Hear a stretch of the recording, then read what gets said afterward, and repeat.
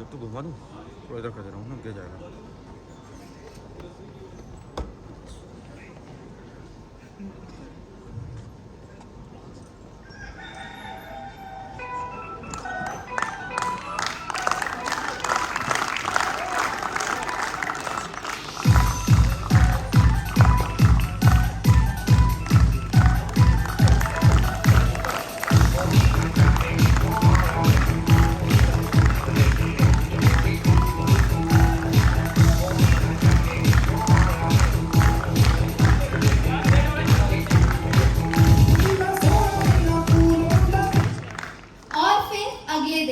पहले पीसीटी के बाद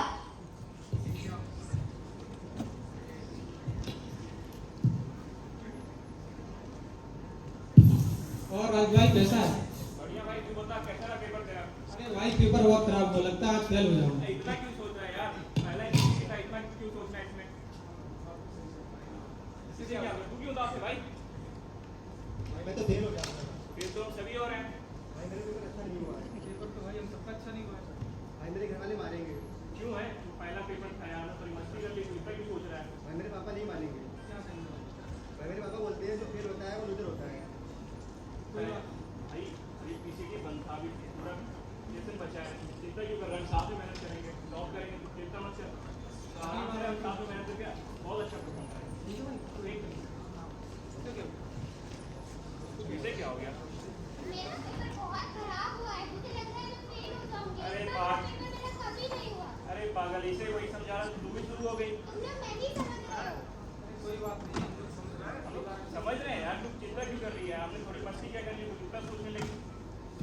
यार यार पहला पेपर था, अभी पूरा बचा है, सेशन बचा है, टॉप आए तो बहुत अच्छा करेंगे, टॉप करेंगे यार, चिंता क्यों कर रही है? मुझे कह तो सही रहा है, हमने पढ़ाई मस्ती के साथ साथ पढ़ाई तो की है ना। बिल्कुल। ठीक है समझाता बहुत अच्छा है। एक दिन साइकियाट्रिस्ट बनेगा तो देख लेना, साइकियाट्रिस्ट। चले पार्टी करने चले।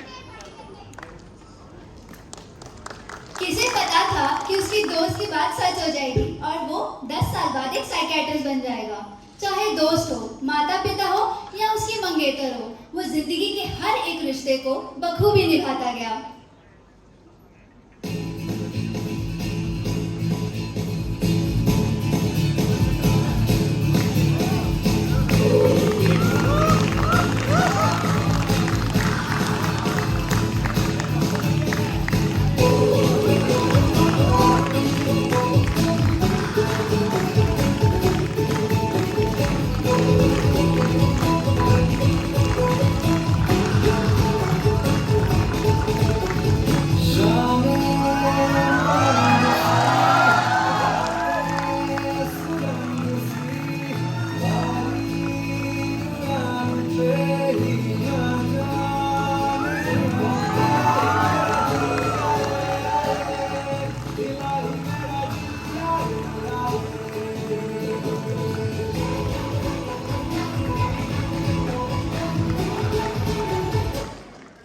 डॉक्टर राज अपने चेहरे पर मुस्कान लिए हुए एक सकारात्मक ऊर्जा के साथ रोज की तरह अपने क्लिनिक पर अपना कर्तव्य पूरा करने पहुंच जाते हैं।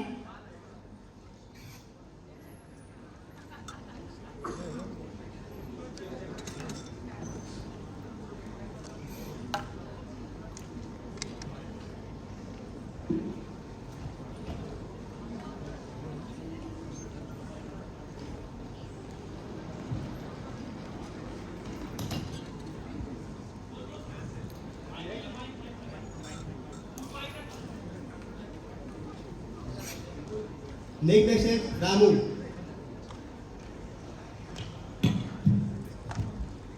और डॉक्टर साहब भैया बताइए कैसे आना हुआ आपका? अरे हमारा छोड़िए डॉक्टर साहब, यहाँ हमारे घर वाले की लागत हम पागल है, दो काले बताओ, हम पागल लगा नहीं दो हैं? अरे बिल्कुल यार, बहुत अच्छे हैं, चिंता क्यों कर रहे हैं? अरे ऐसे बोलती है, हम पागल हमको पागल कहते हैं, खुदे काले पागल हमको पागल कहते, बताओ। अरे दुनिया सही में ऐसी है, आप चिंता करें, बिल्कुल सही है, आप अपने बारे में बताइए कुछ। अरे हम जानते तो डॉक्टर लोग थे, आपका थोड़ा सा फुसला के फिर इंजेक्शन लगा दिए तो हमका। अरे नहीं भाई, ऐसी बात नहीं है, तुम बताओ। अरे नहीं, हम बातें ना करेंगे, हम जवाब देंगे। अरे अरे वापस आइए, वापस आइए। अरे अब भाई आराम से बैठिए, आराम से बैठिए,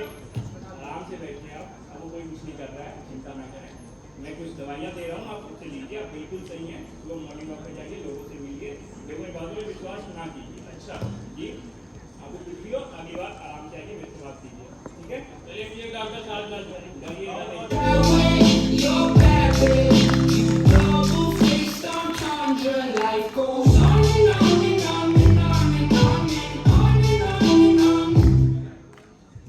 डॉक्टर राजित अपनी मंगेतर माया से बातचीत करने जाते हैं, जो कि उनकी अपेक्षाओं से भरे काम के कारण खुद को नजरअंदाज महसूस कर रही होती है और ना चाहते हुए भी दोनों की बहस हो जाती है।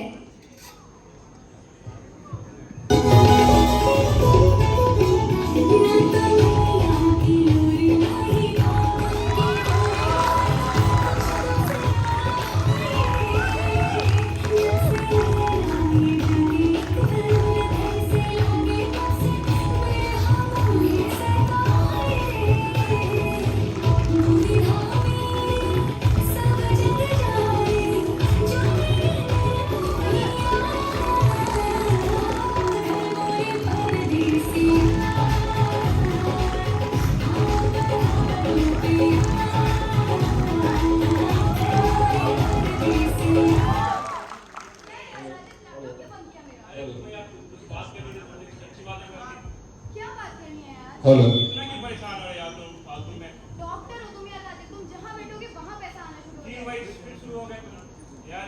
यार तुम सेटल्ड हो लाइफ में, तुम्हें पता है मेरी हेलो, struggle हेलो। चल रहा है। मेरी की नहीं है, स्ट्रेक चल रही है करियर पे। मुझे अपना काम करने दो, प्लीज जाओ यहाँ से यार। अरे यार सुन तो ले एक बार, प्लीज जाओ यहाँ से। कोई नहीं सुनता मेरी बात। डॉक्टर राजित दुखी होकर घर पहुंचता है, जहां उसके माता पिता हमेशा की तरह अपनी विचारधाराओं में असमानता के कारण लड़ रहे होते हैं। अजी सुनती हो? अरे आ गए तुम? क्या लगता? हाँ। अच्छा चलो एक बात बताओ।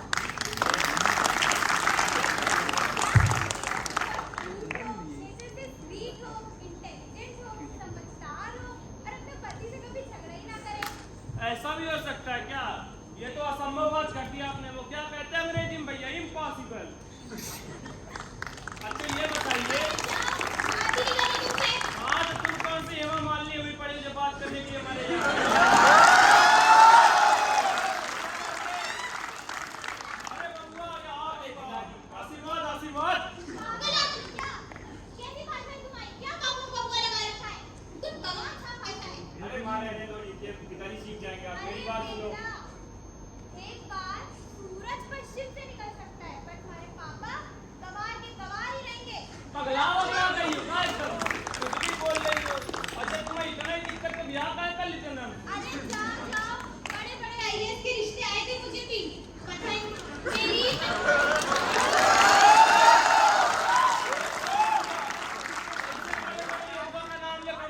अरे पिताजी ये सब छोड़ो, आप मेरी बात सुनो। अरे कहा सुने बबुआ, तुम्हारी मम्मी देखो बबुआ गई है। कुछ भी खाली लड़ने चली जाएंगी। पर कैसे भी बोलेगी तुम्हारी? अरे जाओ बेटा, बातें नहीं कर दो। अरे जाओ। अरे माते शांत हो जाओ, रोज का हो गया ये तो। जब देखो लड़ते रहते हो आप लोग। कुछ समझ नहीं आ रहा क्या करूं मैं। इस सब के बाद डॉक्टर राजित अपने स्वर्गीय नाना जी को याद करते हैं, जो सच में उनकी बातें सुनते थे और महसूस करते थे। रुक जाना नहीं, तू कहीं हार के, बातों के चल के मिलेंगे सारे बाहर के। रुक जाना नहीं, तू कहीं हार के, बातों के चल के मिलेंगे सारे बाहर के। फिर से वापस क्लिनिक पर।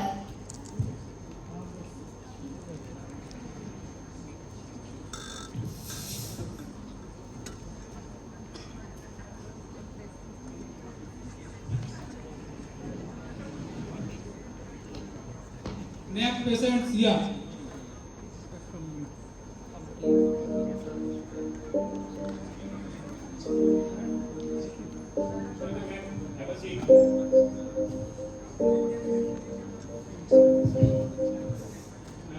क्या है? डॉक्टर साहब मेरा नाम सिया है। या बताइए आपकी क्या तकलीफ है? डॉक्टर साहब मुझे कुछ समझ नहीं आ रहा। I am really losing it all. मैं आपकी बात समझ रही है, ये उनकी नॉर्मल दिक्कत है आजकल। अब थोड़ा खुल के बताइए, विस्तार बताइए। डॉक्टर साहब मैं एक एनजीओ में काम करती थी। स्टार्टिंग में दूसरों की हेल्प करके मुझे बहुत खुशी होती थी, पर अब मुझे वो खुशी नहीं मिल रही है। मेरे अंदर का सुकून होता चला जा रहा है। मैं समझ रहा हूँ आपकी बात। नहीं डॉक्टर साहब नहीं समझ रहे, कोई मेरी बात नहीं समझ रहा। ऐसा है किसी के पास मेरे लिए टाइम नहीं है। मेरे अंदर का सुकून चला जा रहा है। आप रिलैक्स हो जाइए, आप बताइए आपको क्या अच्छा नहीं लग रहा है एनजीओ में? डॉक्टर साहब एनजीओ की बात पूछ रही है। मेरे घर पे भी मेरे पेरेंट्स की इतनी लड़ाई होती थी, पहले मुझे नॉर्मल लगती थी, लेकिन अब ऐसा लगने लगा कि उन लड़ाइयों कोई अंत ही नहीं है। मेरा खुद का फियांसे जिसे मैं इतनी वैल्यू देती थी, उसके पास मेरे लिए टाइम ही नहीं है। मैं बहुत परेशान हूँ डॉक्टर साहब।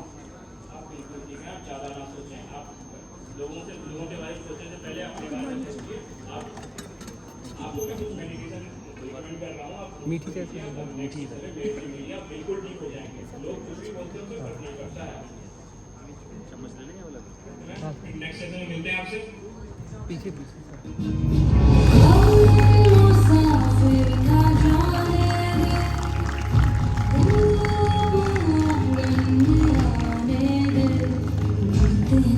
डॉक्टर राजन सिया के साथ अपनी जिंदगी को जोड़ पा रहे थे।